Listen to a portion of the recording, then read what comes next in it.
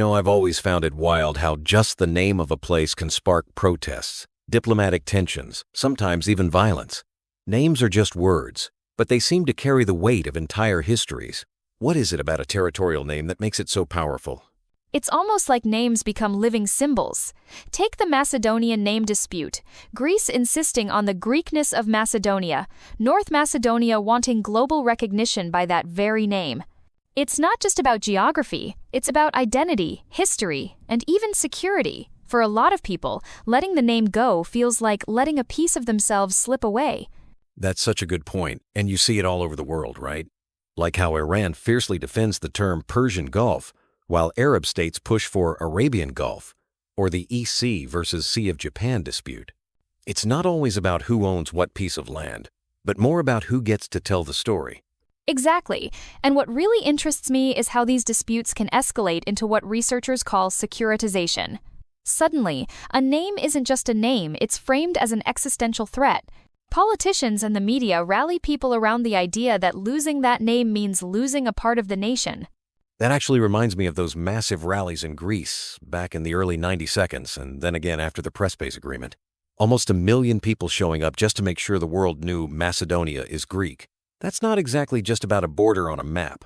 Right. Those demonstrations were huge, and the slogans were even more telling. Macedonia is our soul. History is our soul. The emotional charge is intense. What's fascinating is how politicians use that energy.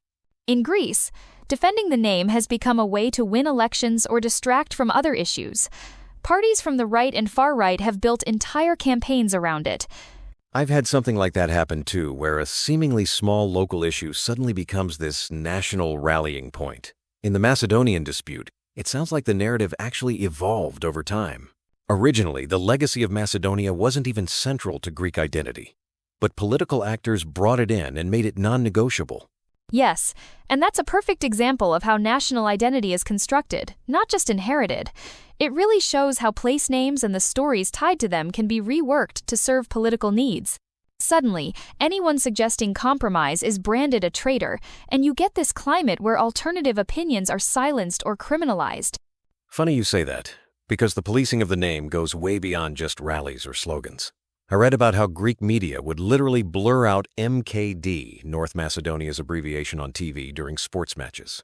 Or how interpreters would change the country's name mid-translation to fit the national narrative.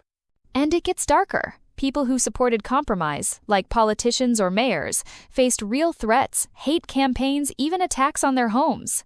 There was this one mayor, Yanis Boutaris, who was beaten up just for saying maybe it was time to move past nationalist narratives. It's like the name dispute became a test of loyalty. That's honestly chilling. It shows how something that starts out sounding academic like a dispute about names can become a way to police who belongs, who's loyal, and who isn't. And it's not just in Greece. You see similar tactics in other places with ongoing naming disputes. Absolutely. When authorities or powerful groups control the narrative, they have the power to define reality for everyone else. By criminalizing dissent and censoring alternative versions, they keep their version of national identity front and center. It's about more than just a word, it's about who gets to say what's real. So, stepping back, it seems like these disputes aren't just about pride, they're political tools. Like, if a politician needs a boost, they can always lean on the idea of defending the nation's name. And if they want to distract from tougher issues, reignite the name, debate, and everyone rallies around the flag. Exactly, and that's why these conflicts are so persistent, even when actual borders or power aren't really at stake anymore. The name itself symbolizes so much that it becomes a way to generate unity, or, honestly, to divide people. It's the classic us versus them playbook. Do you think there's any way out of these cycles? Or are we just destined to see naming disputes flare up again and again each time politics needs a boost? It's tough, because once a name is tied up with identity and existential threats, compromise feels almost impossible. But history shows that identities do shift sometimes with generational change or when new narratives take hold. It's slow, but not hopeless.